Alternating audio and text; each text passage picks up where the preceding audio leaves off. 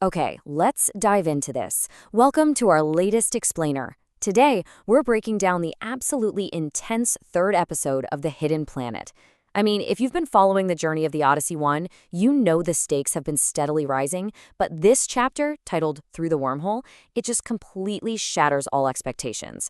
We're going to unpack the rapid-fire decisions, the mind-bending anomalies, and of course, that massive cliffhanger.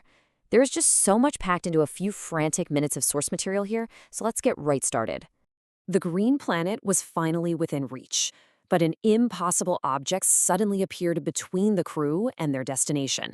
Boom, we are dropped right into a sudden, unimaginable crisis.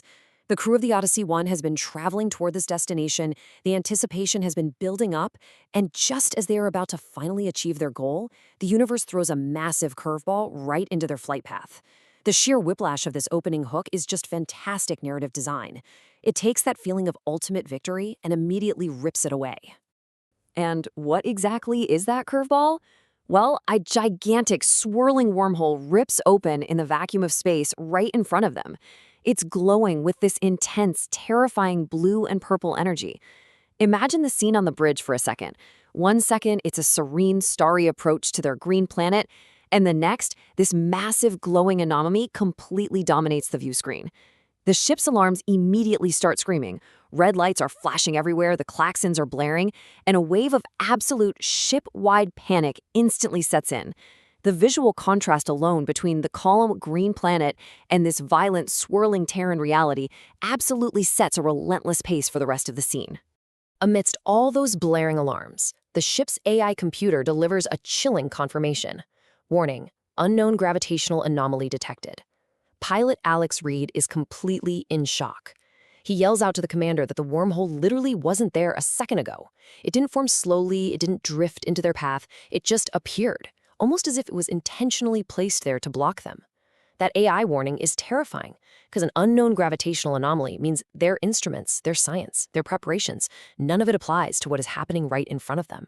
Now, what's really interesting about this slide is the grim reality of their situation.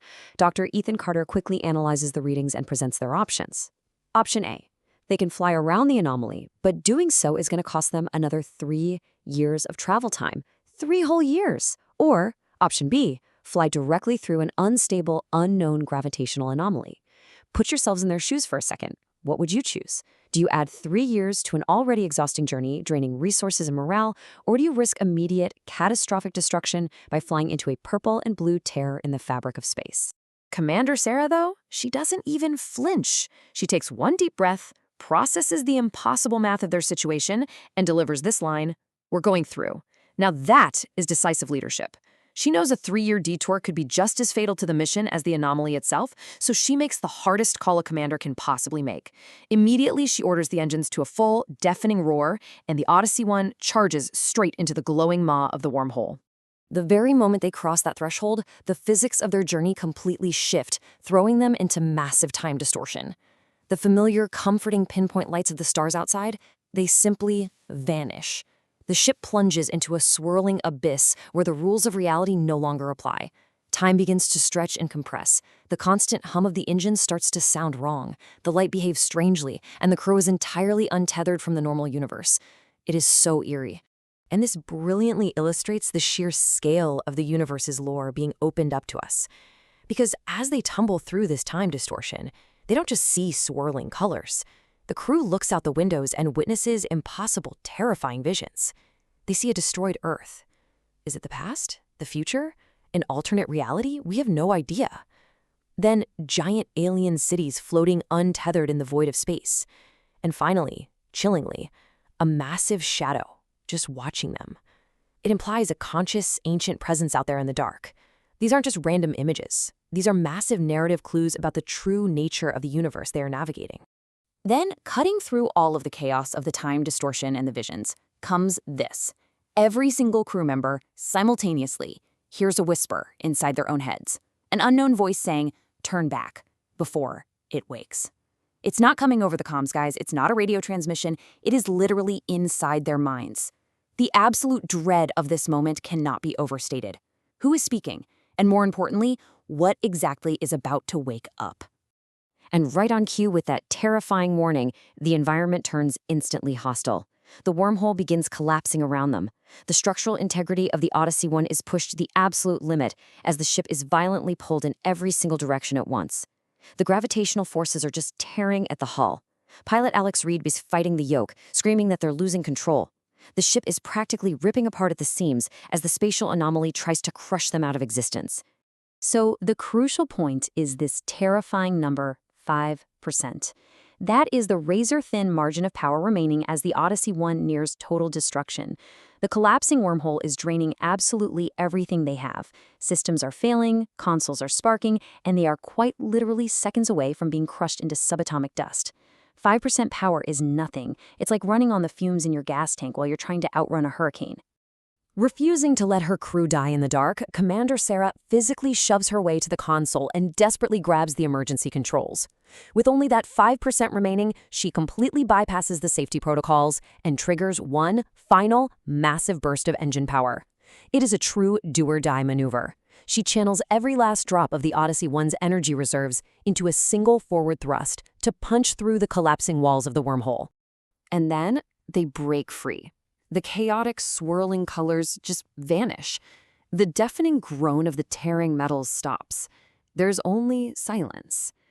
The Odyssey 1 floats safely in the calm vacuum of deep space. The contrast from the violent shaking to this absolute dead quiet creates this palpable sense of relief. You can almost imagine the crew slumped in their chairs, catching their breath, realizing that by some absolute miracle, they actually survived the crossing. Let's move to and see how this builds. When you look at this timeline, it puts the sheer terrifying speed of this life-or-death crisis into perspective. At 0 seconds, it's a peaceful approach. Just 15 seconds in, the anomaly violently appears. By the 60-second mark, Commander Sarah has made her choice and they're entering the wormhole. And by 165 seconds, less than 3 minutes total, they have witnessed cosmic horrors, nearly been crushed, and executed a narrow escape. The pacing here is a total masterclass in tension. 3 minutes that will change the crew of the Odyssey 1 forever. As the adrenaline begins to finally fade, the crew looks out the main window, and there it is. The mysterious green planet is now incredibly close. This lush, verdant sphere hanging in the blackness of space. It's a moment of profound awe. After all the terror of the wormhole, to finally see their destination right there, so close you feel like you could literally reach out and touch it, it feels like a monumental victory. They made it. But actually, scratch that. The feeling of victory lasts for exactly 1 second, because orbiting directly above the green planet is a terrifying revelation.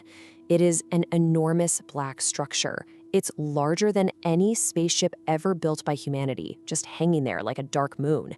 It's utterly alien, casting a massive shadow over their destination, and as the crew stares in horror at this impossible monolith, its lights slowly, ominously begin to glow in the darkness. And as those massive lights illuminate the void, the episode ends with that same chilling, telepathic unknown voice echoing in their minds. Welcome to the hidden planet. I mean, what on earth is waiting for them down there? Who built that structure? And what was that massive shadow they saw in the wormhole? It is an absolutely perfect cliffhanger. Thanks so much for joining me for this explainer, and I'll see you for the next breakdown.